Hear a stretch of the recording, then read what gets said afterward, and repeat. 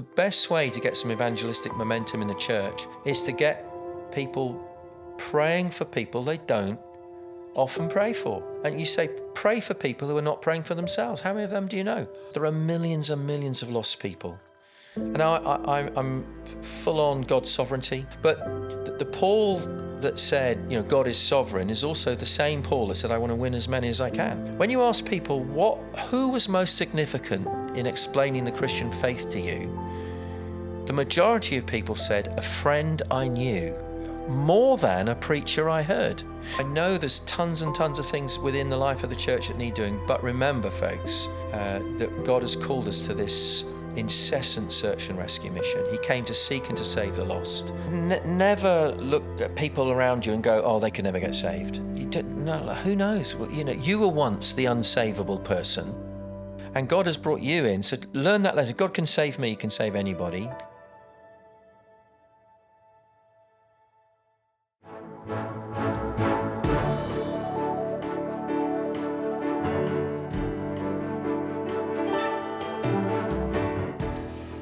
Well, welcome to a special edition of our Talking Points podcast here at the Tron Church. My name is Paul Brennan, one of the ministers here in the church, and this is a particular special week. We have the Expository Ministry Conference hosted by Cornhill, and I'm here this afternoon with one of our speakers, Ray Evans. So, Ray, it's been great to have you. Thank you. Thank you for coming to Scotland, and thank you for being at the conference. Looking forward to chatting with you about various things to do with ministry and particularly evangelism. But just tell us a bit about who you are, what's your background. Yeah, it'd be lovely just to hear a little bit about that. Yes, I'm married to Jenny, and we've been married 44 years. And we have 4 grown-up children and 10 grandchildren. Very good. I was born into a Royal Air Force home. My dad was in the services. Dad was a sports instructor, an NCO. We moved around a lot when I was young, including a time I went to school in Rosyth when I was a little boy. Lived between Rosyth and Dunfermline for a while, and then not a kind of religious home really, but I was by God's wonderful grace converted when I was 18, just before I finished school. A friend at school just got into conversation with me one day and offered me a book, and I was converted reading a book by Derek Prime, who was at Charlotte Chapel for many years. Good, yeah. I came under conviction of sin and very simply, asked the Lord to forgive me.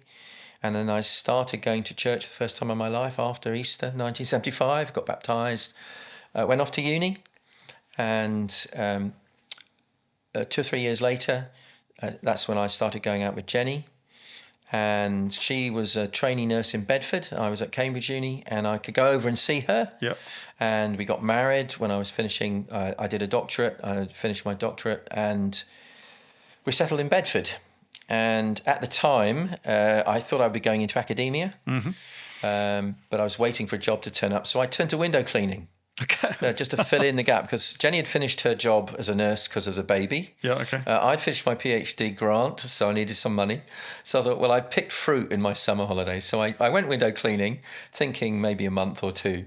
Well, 2 years later, I'm still cleaning windows. I sort of 500 or more houses I did. Gosh. And it was just one of those weird things in life, thinking, I can understand my poor parents, like, what are you doing, Ray? You got a Cambridge doctorate and you're cleaning windows. Come on, what's this going on? Not the career path. Yeah, same strange thing. But in the kind of, again, providence of God, to an outsider, you would have thought, well, you've lived an ivory-towered academic world. You've been school, uni, years and years and years. Can you relate to ordinary people? Do you know what ordinary life's like? And in some ways, doing a job like that just helped me and others think, okay, you're fairly grounded if you can do that. And of course, meanwhile, beginning to, in my church, say, would you consider helping, serving? Sure. So I started doing all kinds of things. But then eventually somebody said, would you do the children's talk on a Sunday? And that, eventually the midweek Bible study, and eventually one of the Sunday talks. And I look back now thinking, oh my goodness, they were like awful. Just I still speak fast. I spoke very fast, loud, because I thought that's what you had to do. I look back now kind of like, oh my goodness. But anyway, the church asked if I would serve and train. Okay. Now, back in the day, long time ago, 40 odd years Yeah. ago, there weren't the training opportunities you had now. So it was either go away to a full-time college Yep. or train on the job and be mentored. So that was the route we went down. Okay. And so I started 2 days a week as a trainee, still window cleaning. And then eventually a job turned up. One of those almost miraculous kind providences of God. A friend phoned me one night.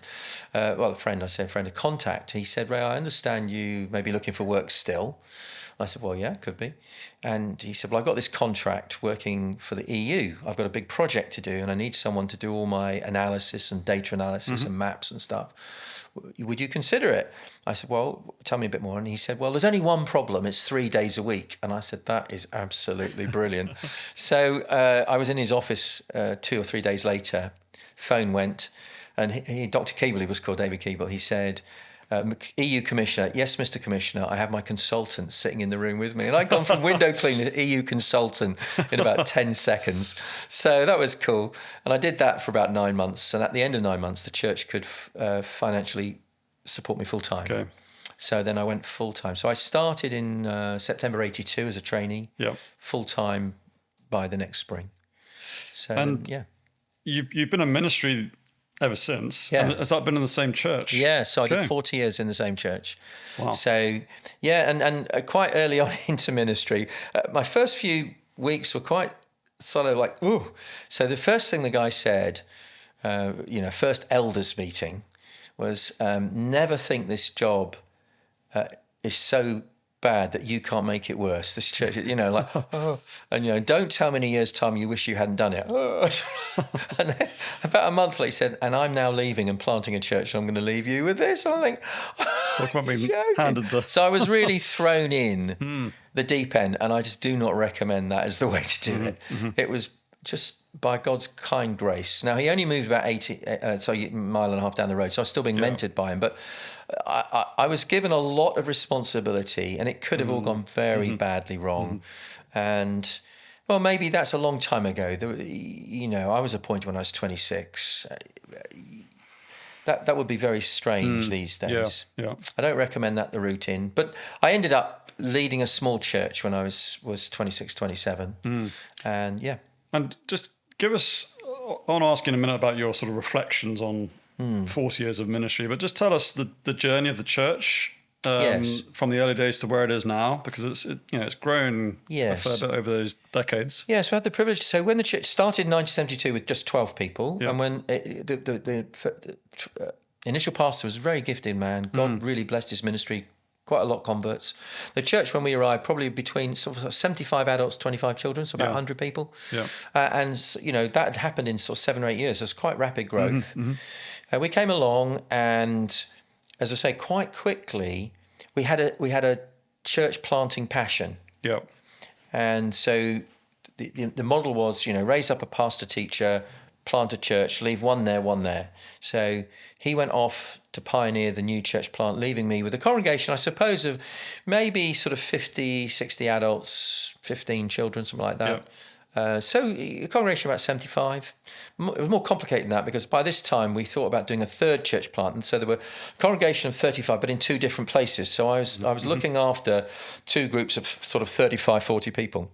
And not long after that, we realised that wasn't sustainable, and we brought them all back together as one congregation. So I was looking after a church that we would say is sort of small, medium-sized church, sort of 80 to 90 people, I suppose. Lovely, really. I knew everybody very, very well. They all knew me. And we saw very, very slow growth. Then we got another full-time worker. We planted another church, gave a lot of money and people away. So numbers went back down again. And then early 90s, we had a chap come to us to work with me as a trainee. But a missionary in French-speaking Switzerland said, this man, Mark, he does not speak good French. He speaks beautiful French. He said, he's a good preacher. We've got to get him to the French-speaking world. So having planted local churches, we then put a lot of energy. We gave Mark and a load of money and support to sending Mark to church plant in French-speaking Switzerland. So that became our third big venture. But what happens every time you do this? So you raise up a full-time worker, give them away, I'm back on my own again, raise up a full-time worker, give them away, back on my own again. And by the late 90s, having done this quite a bit, and other churches in Bedford are planted as well, we just think, do you know what, is there much sense in duplicating all the time? Maybe it could be that God could grow our church here. And through a very strange series of providences, I was back on my own again by about the year, like in late 90s, early 2000s. And we didn't have any obvious person to be an elder in the church with me. We and a small team of deacons kind of used them. They were the leadership team. They were kind of proto-elders, but they weren't elders formally. But it just happened that several mature women said, look, we approached them and said, look, there's some work that a woman could do in our church, really helpful, some admin work, some outreach work, some visiting women that I and my wife could look after, but a woman whose husband's not a Christian, it's very difficult for me to go and see them, even with my wife. It's kind of a bit weird. So we ended up with 4 part-time women workers. Yep. And that freed me up to begin to invest in leader training. Because up until that point, I'm like holding the fort. I'm doing pastoral care, I'm preaching, Sundays are relentless, I'm preaching morning and evening, I'm doing a midweek Bible study, the church is growing slowly, but there's a lot to do. And I didn't understand the importance of training small team leaders. I didn't have the capacity. But by having these 4 women workers, it didn't cost a lot of money because they, four together wasn't my salary. Yep. They just freed me up, gave me a bit of time, took areas off my desk, pastoral and administrative and even evangelistic, gave me time to sort of help reorganize the church. Beginning to get to what we call awkward sized. I discovered this thing called awkward size. Went to a conference, heard a bloke speak about it and go, that's us. That's exactly where we are. About 160 people by this time. Yep. People who were once excited about the church growing are now not excited. This is like, we don't know who's here. We don't know what's going on. We're all so busy. All of a sudden, growth became like, this isn't good. I always thought growth's great. No, it's not good. What's going on? So the awkward sized church where it's a very major change in the way you understand and do church. The understanding is it's okay to be in church where you don't know everybody who's here. Now, in a small church, that's almost anathema. Yeah, can't really comprehend. It can't be right. If we've got to weep with those that weep and rejoice with those that rejoice, how can we if we don't know who they are? And then you say, hold on a minute. No, that's not exactly, you're over-interpreting that text. So the understanding is it's okay to be in a church and not know who's here. And secondly, you need to re-engineer from a few doing everything to everybody doing something but nobody doing too much. So you go from the core, which, if you like, has got its fingers in every pie, to everybody doing something well, but not being worried, because trusting others who are doing those other areas well. So you rework around teams. Acts 6, magnificent passage for this. The elders were neither feeding widows properly nor getting the message out. They reorganized. A team was going to look after widows, and their team would preach the word. So both widows are fed and the word goes out. And then, of course, the church grows, and this time is no longer groaning. Yep. And I'm thinking, okay, that's what's happening to us on a different scale. So we both had to talk to people about Ray is not the only pastor. We need to pray for more pastors, and we're going to work as a pastoral team. And we are going to have to organise ourselves around lots and lots of teams where the teams really work as a team, not a rota. Yep. Not just names on a rota, but as a team. How do we train team leaders to do that well? What teams can we start? And that was a very exciting time, actually, because all of a sudden the core, which was getting hot and discouraged, feeling a failure, began to go, I've got a bit of life back now. Yes. And also then new people coming in felt they had a role to play. And get involved quite quickly. Yeah, got quite quickly. Yeah. And so we began to grow teams and home groups. And I put a lot of effort into training home group leaders and team leaders. And we left the teams to recruit new people into them. So it's not me telling people where to go. And the church then, at that sort of time, as we re-engineered, a new building opportunity became available. And by this time, we were probably about 180 people. We moved to a new facility, more central, better location. We saw the church doubled in about 3 years. And it could double because we got the structure right. And the mindset was, this is fine. In fact, it's exciting. So now we're in a church where we would see new people come every single meeting we hold. And no longer is it, oh no. Now we have to have systems and processes for saying, well, how can we identify them? How do we look after new people? How do we look after them well? How do we help them on the pathways to being involved and so on? But that's another issue. But the church grew fast and we were able to then grow the staff. So the church then eventually kept growing, and we went to 2 morning services as well as an evening service. And eventually when I left, I retired end of 2022, end of December. When I left, the congregation somewhere between, around 550 with 16 full and part-time staff. And having seen lots of converts. That's very encouraging. So very encouraging. It's very encouraging. Just seeing that over 4 decades coming to that point. And just, as I've been listening to you over the conference, you make quite a helpful observation about the nature of what it is to be a pastor. And it's not only teaching. It's not only looking after people in the flock. There's another aspect to it, which is what you've just been articulating about the sort of the wisdom of leadership and organizational stuff.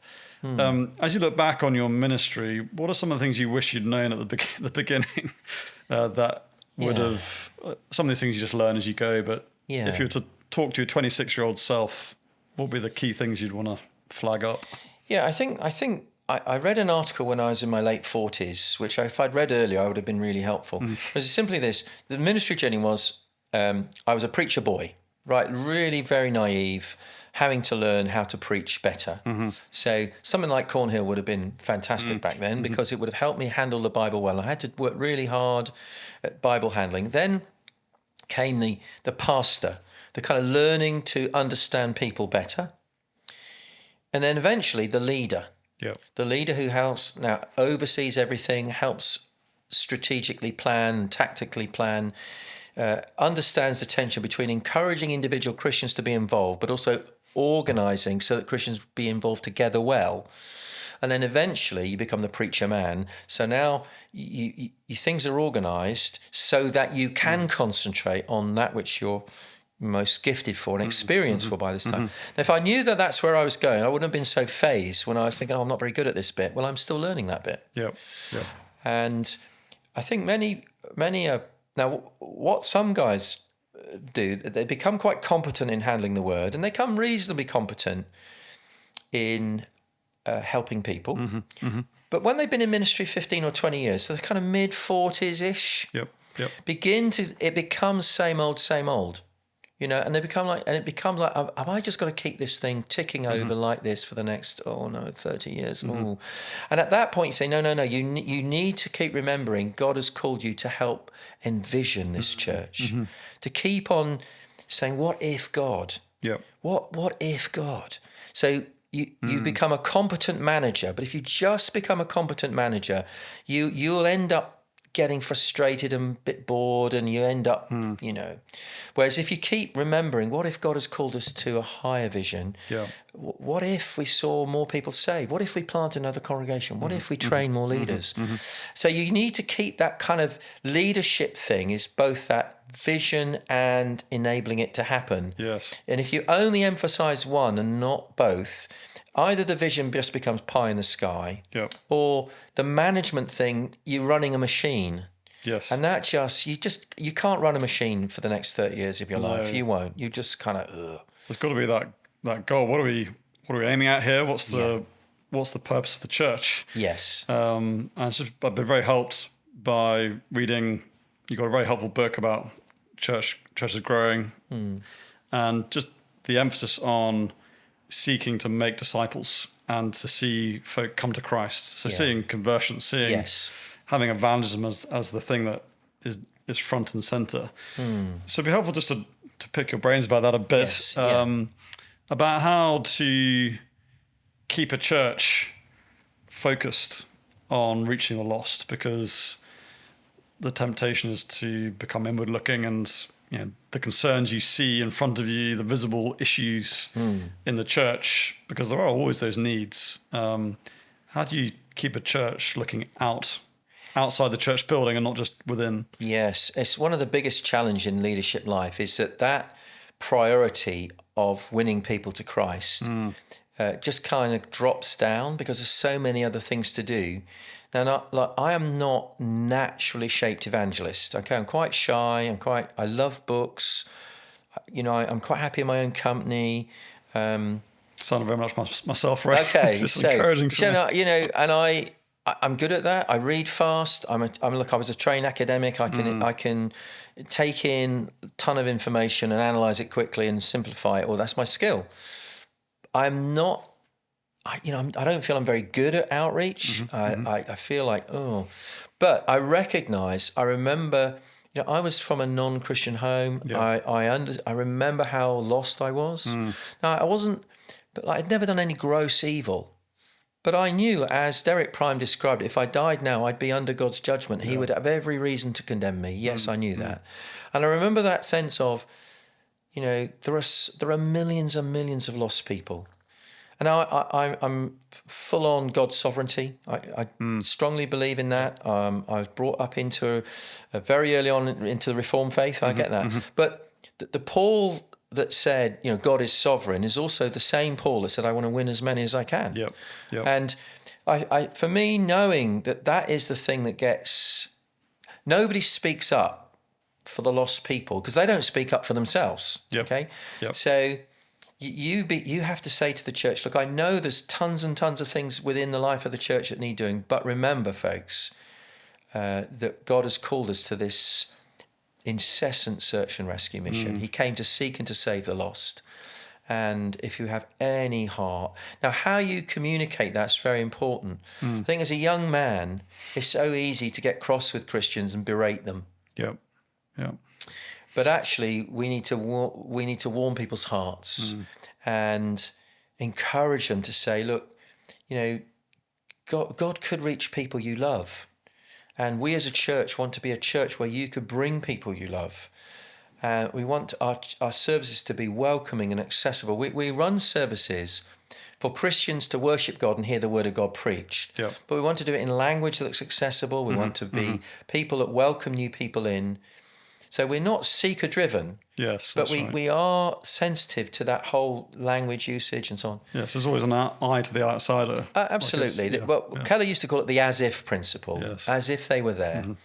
So we work hard at that, and knowing that you actually just encourage Christians, and particularly in the whole area of praying, I do think it's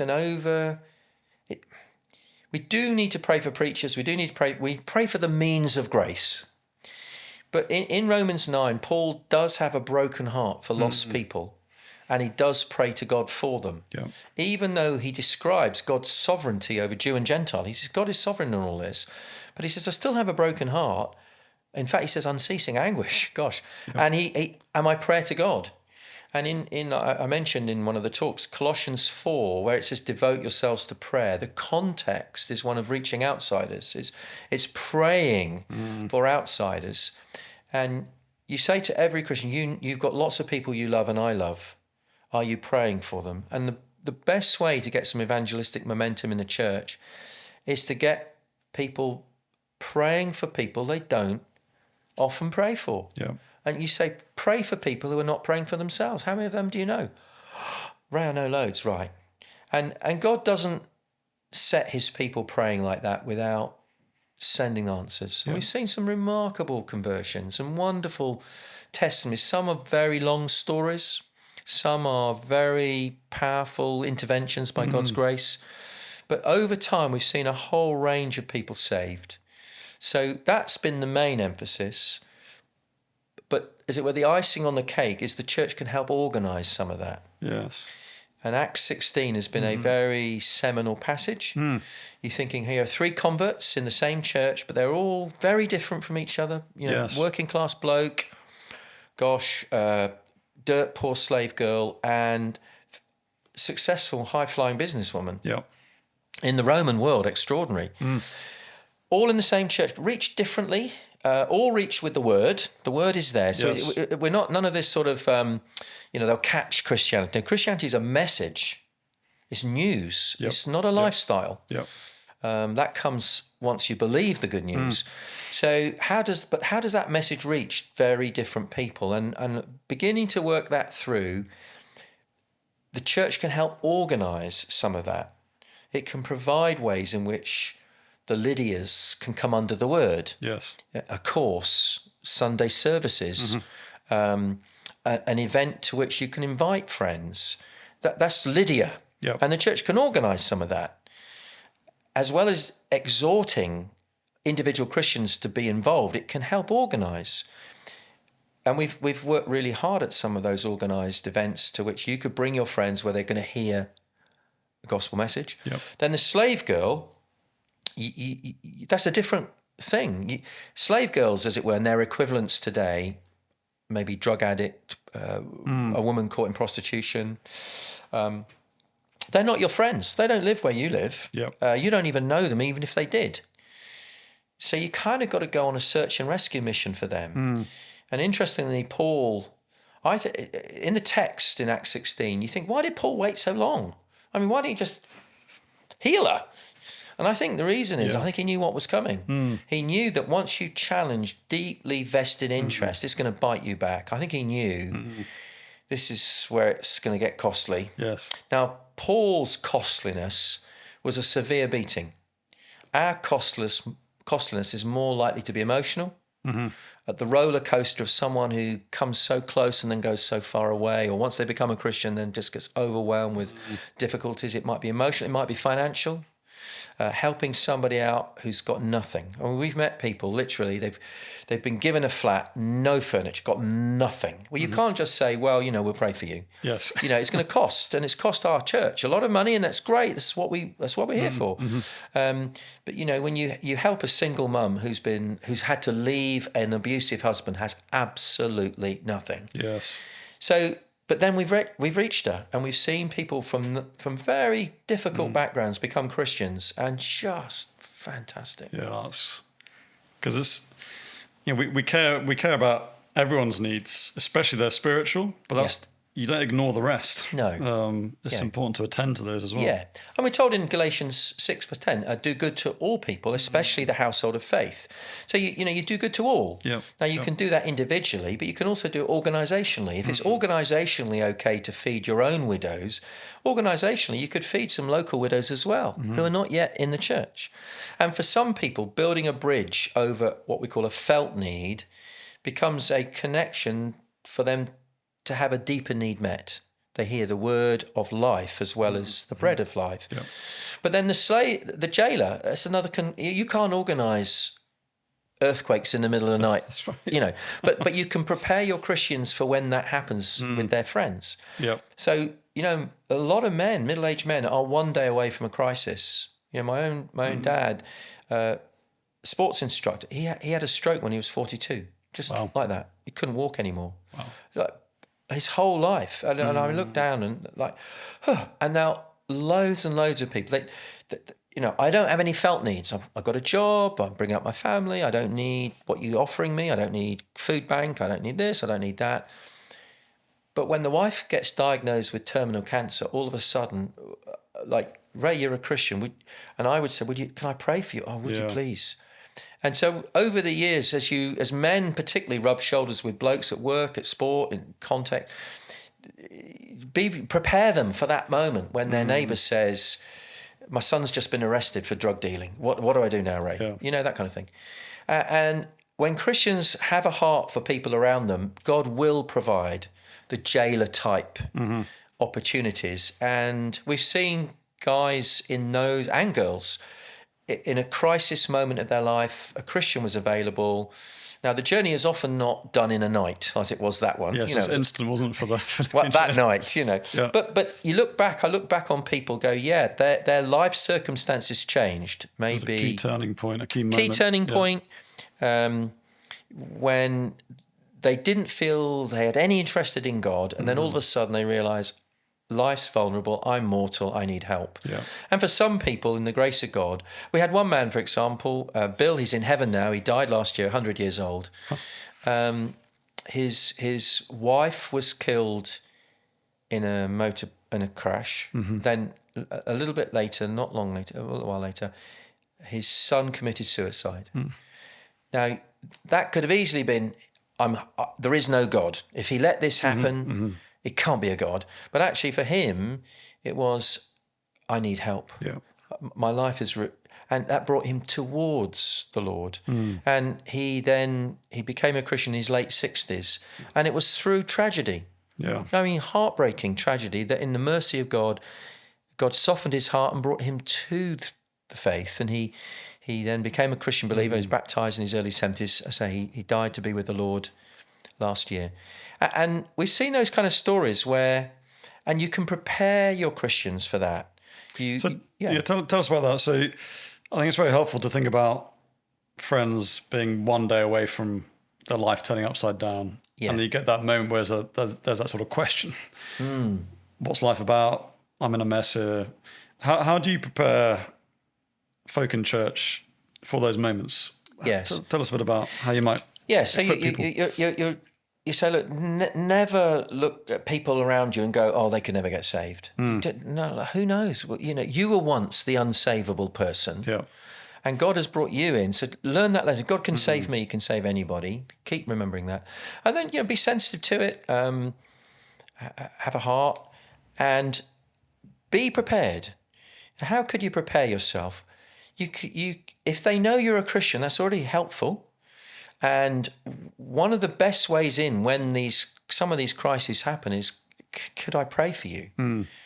And I've gone to people in my club, my hockey club, who would never want to talk about Christianity amongst anybody else. Yes. Privately would say, and I know they've gone through, perhaps a child is going through a difficulty. One chap, his wife died of cancer. Another guy, his marriage broke down. There's all kinds of things happen. And say to these chat, like, is Jenny and I praying for you? Is that okay? And yeah, thank you. And some I've followed up, and inevitably people are touched by that. And in one sense, it gives them an opportunity to say, tell me more about this God. Yes. But then also you can prepare people. In Acts, you see Paul share his testimony 3 times. And it's quite remarkable. There's a similar pattern. There's a before, during, after pattern. Yep. Before I was a Christian, this is what happened to me. This is what life's been like since. Now, we've given that. When Luke wants to emphasize something, in a piece of literature, you can't shout loud.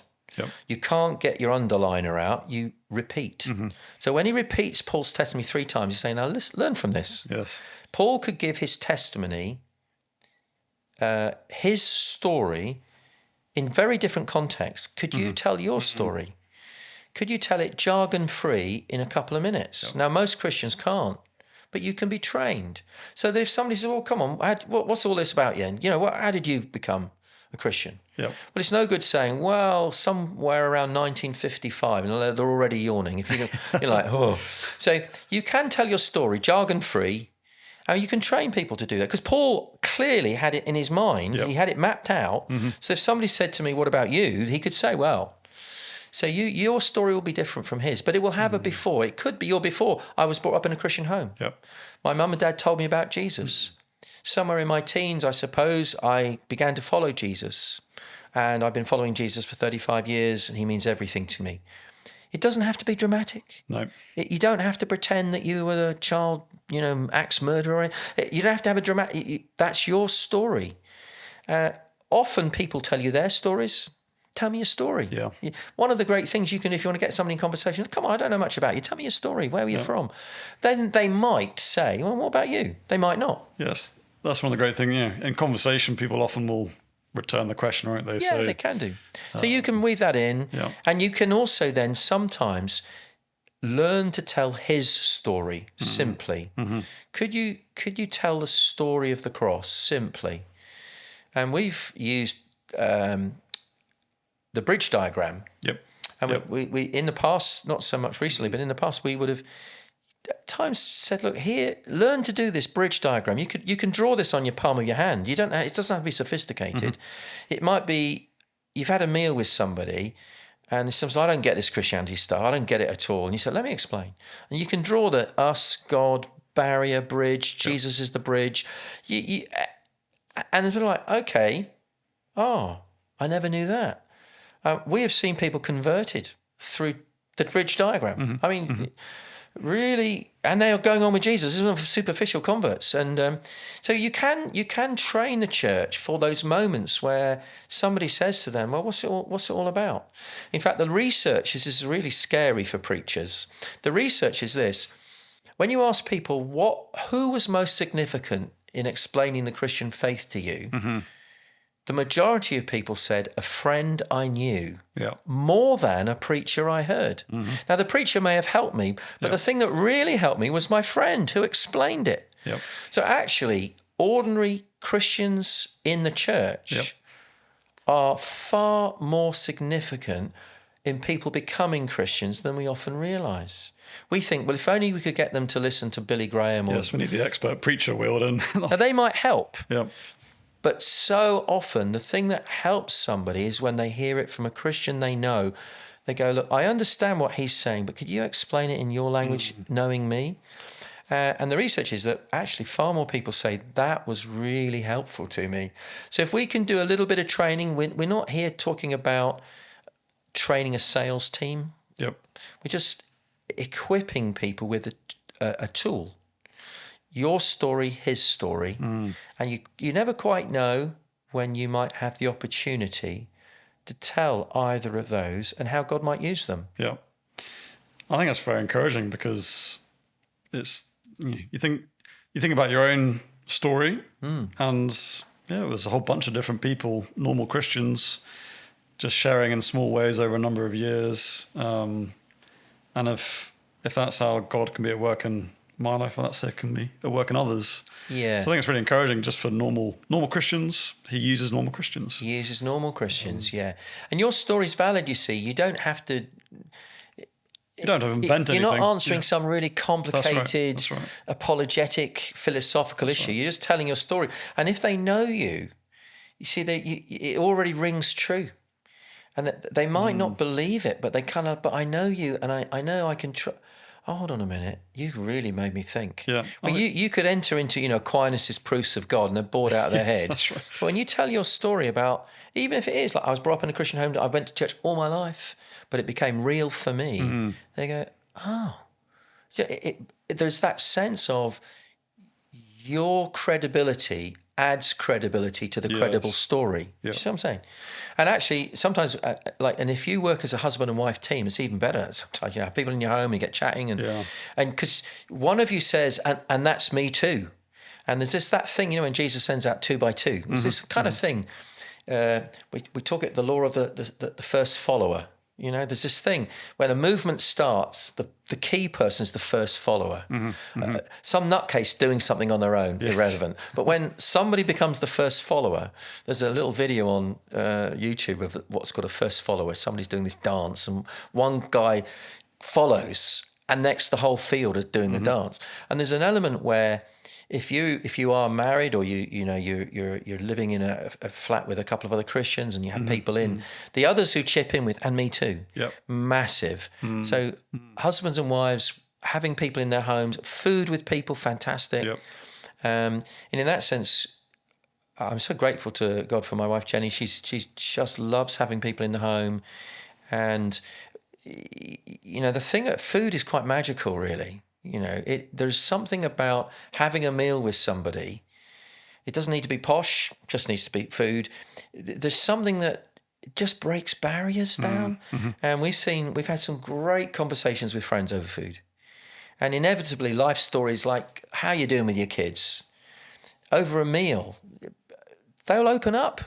because they are worried about their kids, just like you are. And you say, well, we pray for our kids. Really pray to why? Is there a God who pray? Does he look after your kids? Well, yeah, we think he does. Yep. Yep. And inevitably you'll have stories of tragedy. Our first grandson, Sam, born with a heart defect, lived 4 days. And people know that. And so that we are not Mr. and Mrs. Perfect where nothing's gone wrong. And all of a sudden, as you show your vulnerability and then say, but we trust the love of a God who sent his son to die. Christianity gets under the radar of media. It gets under the radar of complexity, and ordinary people think, And then when they come to church, in fact, one of the best things you can do is invite them to ordinary church. Absolutely. Ordinary church is astonishingly powerful.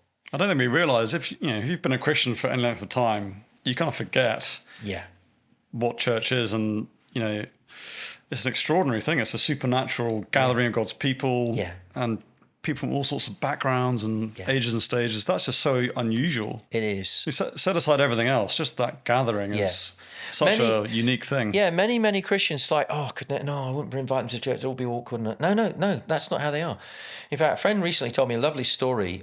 Pastor, this chap came into his church going for a couple of months. He said to him, what are you making of it?